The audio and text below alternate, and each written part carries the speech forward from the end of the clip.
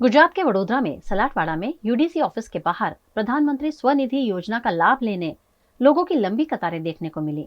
गुजरात के वडोदरा में upper division clerk के ऑफिस के बाहर प्रधानमंत्री स्वनिधि योजना के अंतर्गत शहर के फेरी वालों को आजीविका के लिए 10,000 की लोन दी जा रही है। वडोदरा शहर के सलाटवाड़ा इलाके में महानगर पालिका द्वारा संचालित यूडीसी कचहरी से इसका संचालन किया जाता है। इस योजना का लाभ लेने के लिए लाभार्थी सुबह सवेरे से ही ऑफिस के बाहर बड़ी संख्या में उमड़ पड़ते हैं, जिसके चलते ऑफिस के बाहर लंबी लंबी कतारें देखी जा रही हैं। यहाँ हर दिन 50 लोगों को लोन दी जा रही है। ये रकम डायरेक्ट बैंक अकाउंट में जमा की जाती है। આપણે અમે અહીં આગળ એટલા માટે અમે એક લાભાર્થી છે શેરિયા ફેરીની લોન માટે આવેલા છે। પ્રધાનમંત્રી તરફથી અમને આ લોન મળી રહી છે।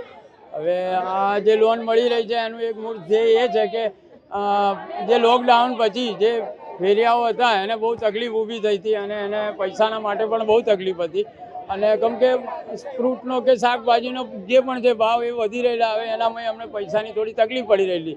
હવે અત્યારની તારીખમાં જે પ્રધાનમંત્રી તરફથી આ લોન જે મળી રહી છે અમને એ લોનથી અમે બીજી વાર ઊભા થવાની કોશિશ કરી રહ્યા છે અને એ અમે અત્યારે એના માટે અમે આવી રહેલા છે। અહીં આગળ 5:30 વાગે આવ્યા હતા અને ટોકન સિસ્ટમ ચાલુ છે। ટોકન લઈ અને બધા ઉપર જાય છે અને ઉપરના અધિકારીઓ જે છે એ અમને સારી રીતે જે પ્રોસિજર છે એનો પૂરો કરી અને બેંકમાં મોકલે છે। તમે જોઈ શકો છો હમણાં પરમ દિવસે જે માનનીય મુખ્યમંત્રી ભૂપેન્દ્રભાઈ પટેલ સાહેબ બી આવેલા હતા અને પીએમ સ્વનિધિના લાભાર્થીઓ જે હતા એ લાભાર્થીઓ જોડે જ એમને ડિનર બી કર્યું અને એમના હાથે બી ચેક આપ્યા।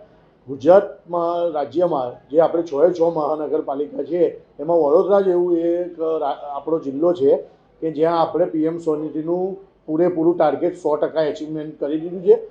જે કોર્પોરેશનના ચોપડે લારી ગલ્લા ફેરિયા જે વડોદરામાં નોંધાયેલા છે અને જે પીએમ સ્વનિધિના લાભને મેળવવા પાત્ર છે એ તમામ અમે કવર કરી લીધા છે।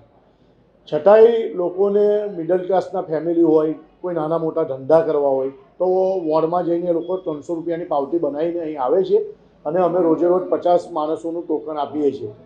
પણ અત્યારે હાલમાં ડિસેમ્બર એન્ડિંગ છે, લોકોની સીએલઓ રજાઓ નીકળતી હોય, આ નીકળતી હોય એટલે સ્ટાફની થોડી કમી છે, ઓડિટ બી ચાલુ છે એટલે આ થોડી લાઈનો એ છે અને 50 જણનું રોજે રોજ ટોકન આપવામાં આવે છે।